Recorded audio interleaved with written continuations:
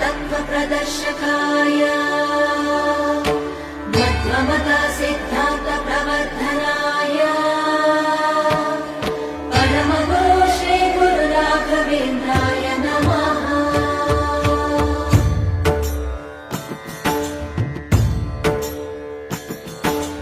पूज्याय राघवेन्द्राय सत्यधर्मरताय च भजतां कल्पवृक्षाय नमतां कामधेनवे।